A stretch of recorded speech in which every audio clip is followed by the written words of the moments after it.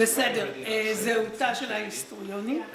אני רק באמת מילה קצרה של ברכה לילדה לכבוד צאתה לגמלאות ובהצלחה בדרך החדשה. אני רק אומר, הדרך והנסיבות שאנחנו הכרנו קשורות בעצם לנושא המושב. בעולם מדינות הלאום המודרניות, מערכות החינוך הן ערוץ לתיווך ומתח בין זיכרון והיסטוריה וזירת קרבות בין כוחות חברתיים פוליטיים שונים על המינון ביניהן ועל ההגמוניה של הזיכרון, וזו עוד זירה שילדה פעלה בה כיועצת אקדמית לוועדות תוכנית לימודים של מדינת ישראל, שם הכרתי אותה והתרשמתי כמו כולכם מפעילותה ללא חת לנסות ולהביא את הידע הרחב ואת שיקול הדעת, והשאר כמובן היסטוריה, ותודה לדוב על כל ההשקעה.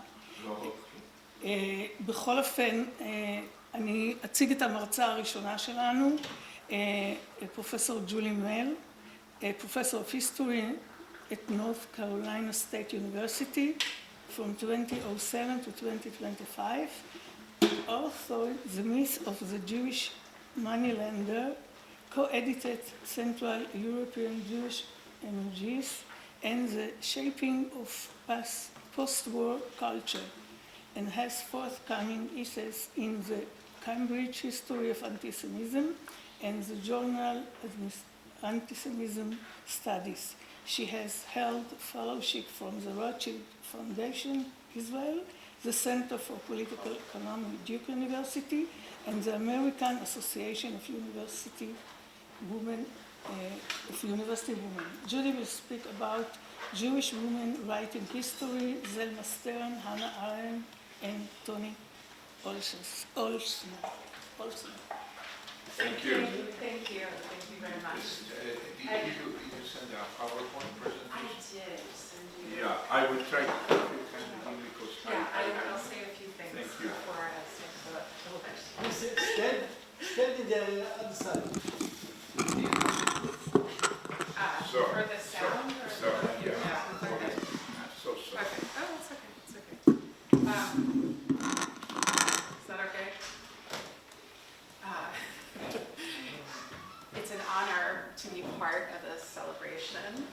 I'm really pleased to be here. Thanks to Dov for all of his work and all those who've helped him organize this. So Hilda probably doesn't know how much her work has inspired me.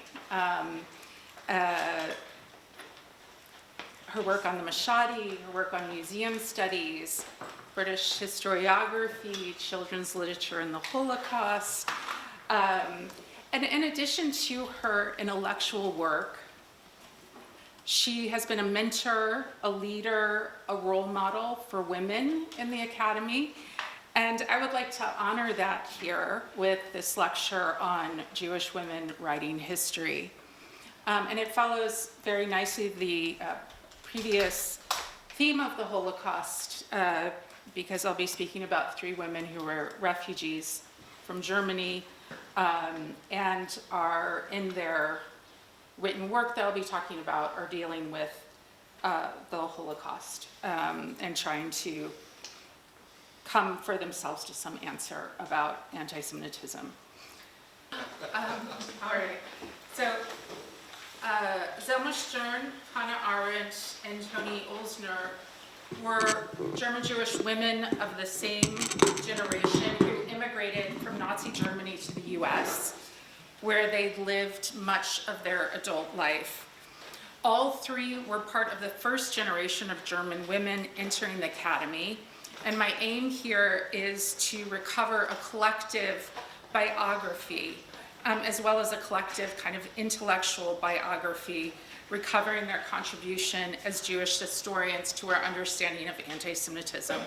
And Arendt would, of course, hate being called a historian and disagree, but I'm going to do that here for the sake of brevity, nonetheless. The systemic pressures put on them as women and as Jewish individuals led them all first to write Jewish women's history and then to write Jewish economic history in response to Nazi anti-Semitism. And in these works, a narrative about a Jewish economic function as moneylenders figures prominently.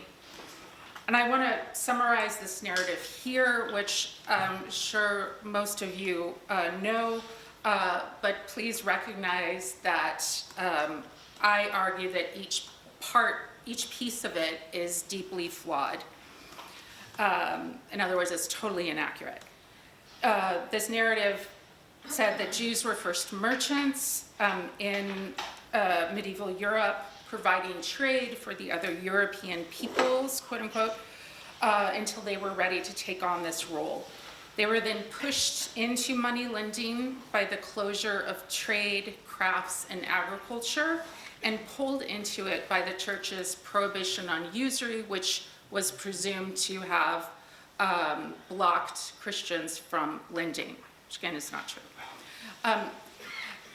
Stern took this Jewish economic function, this narrative I just described, as a framework for her book on the court Jew, which participated in decisively shaping post-war accounts. Arendt politicized the Jewish economic function in her origins of totalitarianism, using it to explain the origins of anti-Semitism in Jewish history. Ulzner, on the other hand, critiqued the Jewish economic function in two articles which she began researching in 1943-44, but were only published later. So during this interwar period, court Jews and Jewish bankers had become a touchstone for exploring the place of German Jews in German society, both in historical literature, in Nazi pseudoscience, in literature, in film, both anti-Semitic and philo-Semitic. And some of the notable examples are Furtwänger's novel on Jews, a British film, Jews, and an American film. These are all philo-Semitic examples. The House of the Rothschilds, where the beautiful blonde Julie is one of the heroines of the story. Julie, they call her. My aim here is, in tracing these women's intellectual contributions, is not just to show that they contributed alongside the better-known figures of Guido Kish and Salo Baron, but rather to suggest that this paradigm of economic function was constructed in this specific political context of failed emancipation and racialized Jewish identity in the 1940s. And I would argue that all but Ulzner's account retains kind of traces of this racialized identity. So Stern, along with Arendt and Ulzner, were born in the generation spanning 1890 to 1910 and assimilated upwardly mobile German Jewish families. Stern, the eldest by 15 years, was considered a Wunderkind and the first girl in the gymnasium where she graduated as first in her class. She attained a doctorate in history in 1914. She would, over her life, publish 6 monographs, as well as a 7-volume study on the Prussian state and the Jews, as well as a novel and many articles. But in the early 20th century, she had little chance for a university position as a woman. Her habilitation, which is still required, I think, in Germany to be able to lecture, was neither accepted nor rejected after it sat there for 4 years. And it's during that time then that she wrote a series of articles on women and Jewish women. She ended up accepting a research position on the staff of the newly formed Akademie für die Wissenschaft des Judentums in Berlin, where she was the only woman on the staff. And this launched her decisive turn from women's history to Jewish economic history. In 1925, she published her first volume on the Prussian state and the Jews, and in 1929, her biography of the court Jew Oppenheimer, or Jews. Her ability to do open research ended in 1933, but she continued to collect documents until 1938, when the Nazis closed libraries to Jews, and thereafter she continued collecting with the help of friends. In 1941, she and her husband, the ancient historian Eugene Taubler, immigrated on the last ship to the US, where he received a position at Hebrew Union College. She became the first archivist of the Jewish American Archives in Cincinnati. And I think they're the first archives as well as museum. There she would write The Court Jew based on the research materials she had gathered, but only after the horror of only after she had processed the horror of the Holocaust through the catharsis of writing a novel, which refracted the modern genocide through a historical fiction about the medieval pogroms during the Black Death. But she never really addressed her own crisis over history in The Court Jew. Before the war, she understood the work as a study of emancipation and acculturation of the Jews. She accepted as her framework the historical stages of progress, from feudalism to absolutism, empire to nation state, in which the Jewish economic functioned as an explanation for how Europe transitioned from feudalism to capitalism. And I'm going to be putting up some quotes, but I won't read them for the sake of time. Stern adopted the narrative of the Jewish economic function in the early modern period, and made the Court Jews' economic and social progress something that brought forward that of the German principalities. The Court Jews became the movers and shakers in her vision of the new state, with its developed legal and economic structures over against the conservative forces of the patriciate and nobility.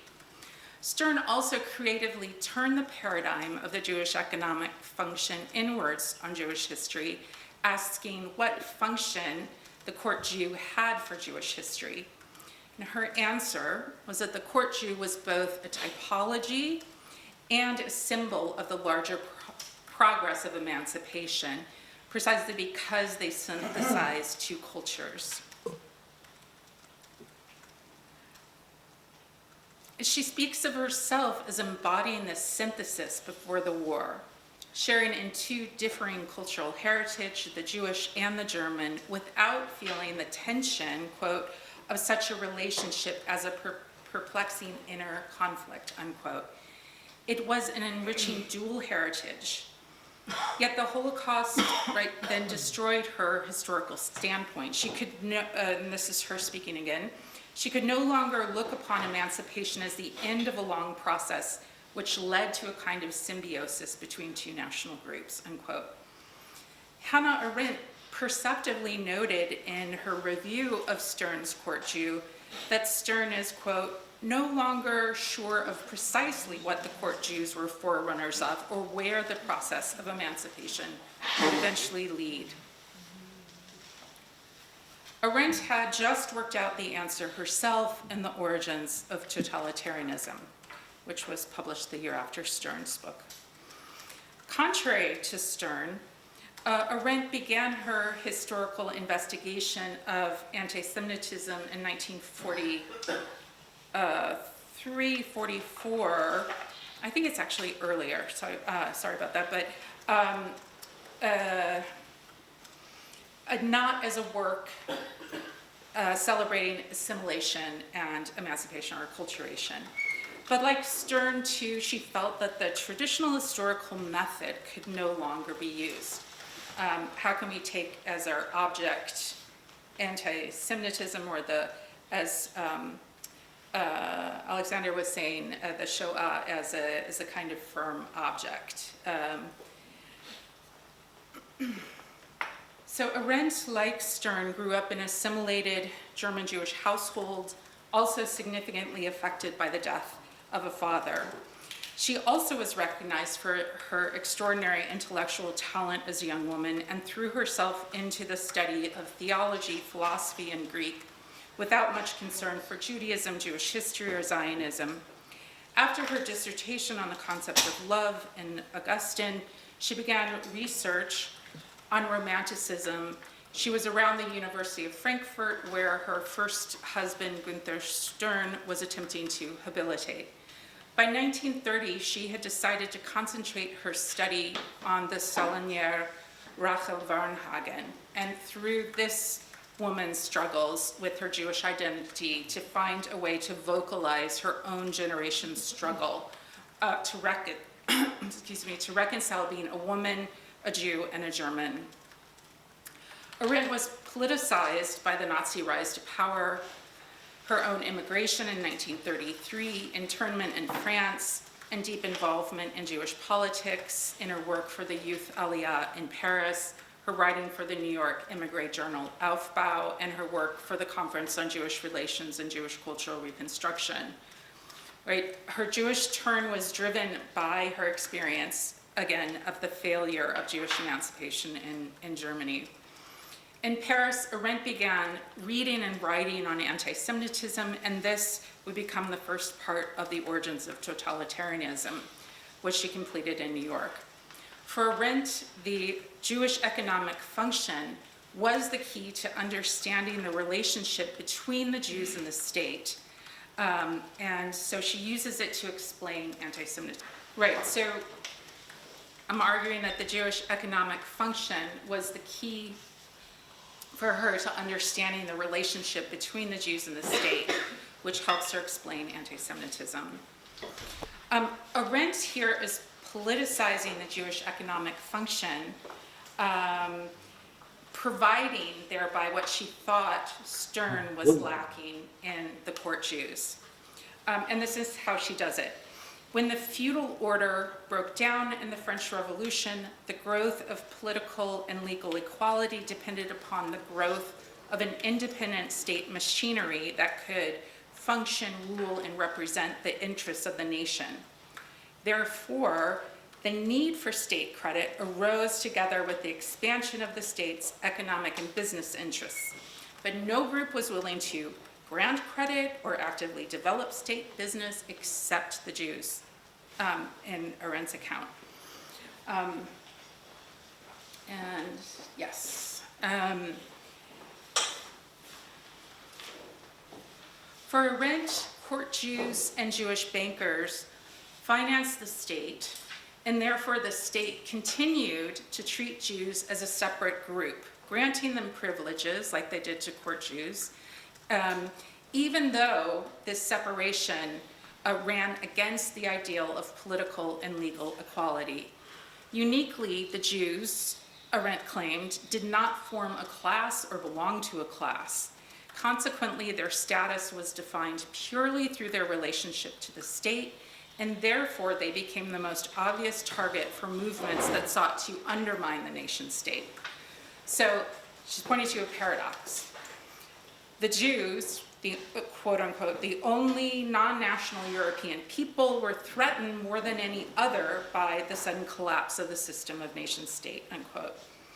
So Arendt has substituted the European nation state for the development of the European economy and the bourgeoisie for the powerful resisting force of the church in this narrative about the Jewish economic function. In both the classic Jewish economic function and Arendt's politicized version of it, the Jews are the only group in European society who are able and willing to perform an economic function essential for Europe's historical development. Unlike Stern and Ulzner, Arendt was an acclaimed scholar who broke the glass ceiling.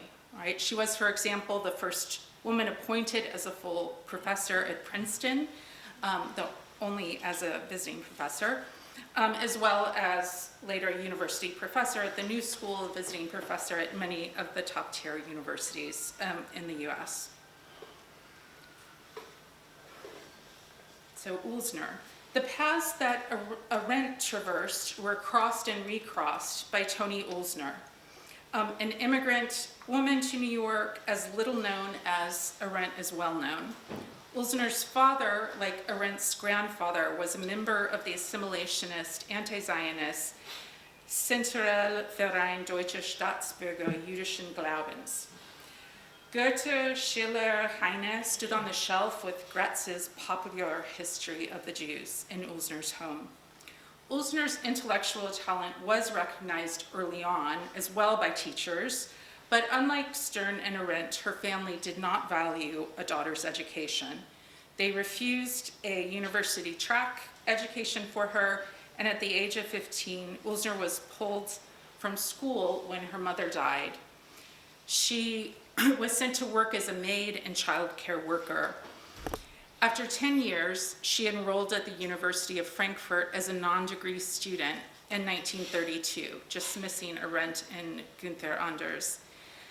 Completing a semester successfully as an outside student, she was able to apply for regular admission at the university. And her application was sent off with recommendations from famous professors like Horkheimer and Tillich on the inauspicious day of January 30th, 1933. As Olsner herself comments, an application by a young Jewish woman recommended by left-wing Jewish professors was swiftly rejected. Olsner continued attending lectures unofficially through 1939.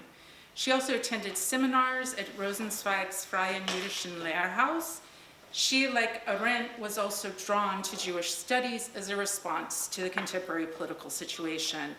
And she began her first work on Jewish emancipation, as had Stern and Arendt, and on women's history as part of family history.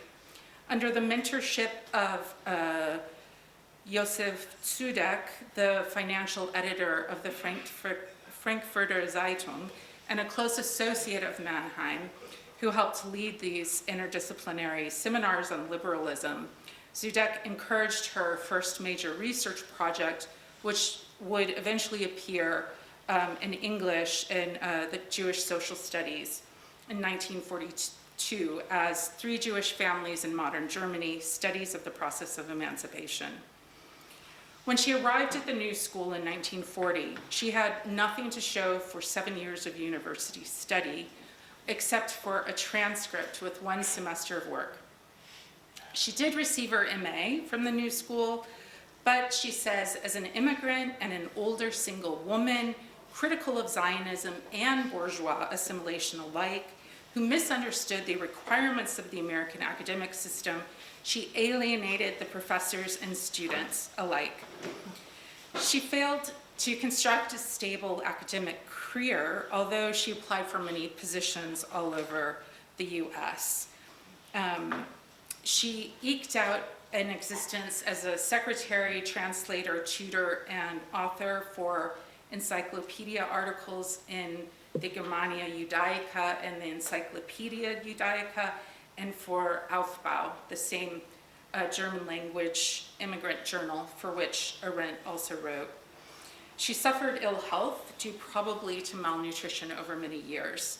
Nonetheless, Olsner did publish slowly a series of path-breaking articles on the Jewish ghetto of Frankfurt, which she had begun in the early 1940s, on Roscher's theory of the Jewish economic function, which she began in 1943-44, and a comparative analysis of Roscher together with Werner Zambart and Max Weber in regard to the Jewish economic function.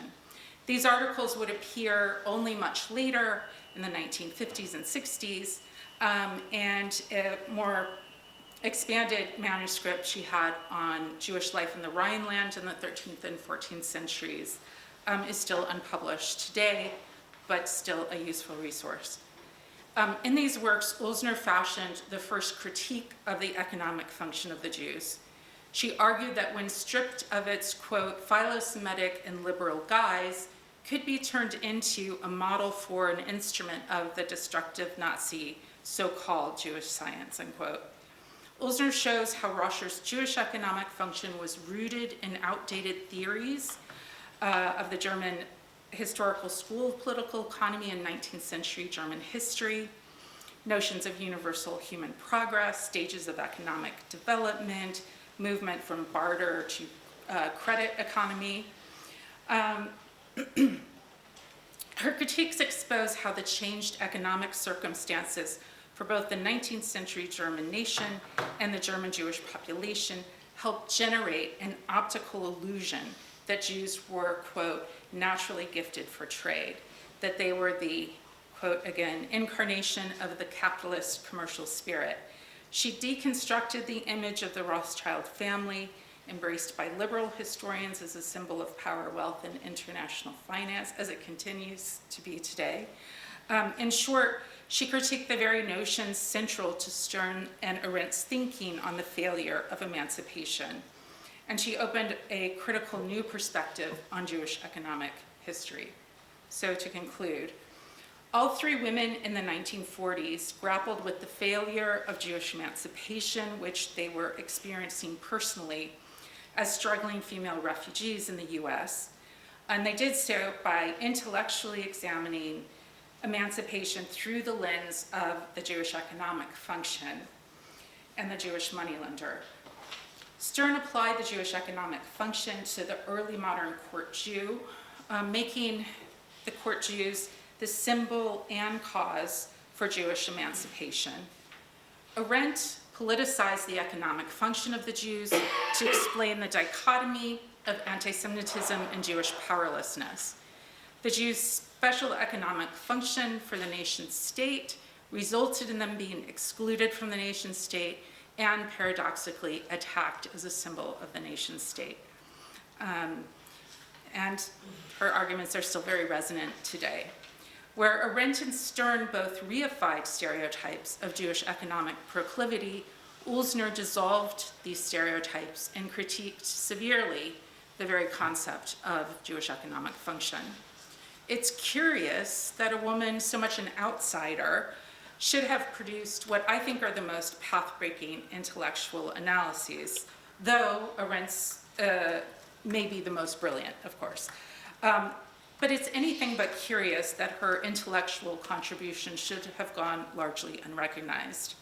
The lives and legacies of Ulzner and Stern were severely restricted by the limits of women's access to education and position.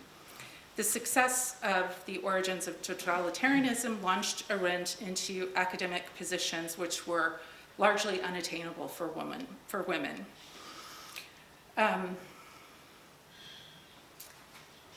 Professor Hilda Nassimi was fortunate to follow after these Jewish women historians and the first generation of women here at Bar Ilan, and Yvonne was representing that generation today. And we are all fortunate to follow after her and after them. Thank you.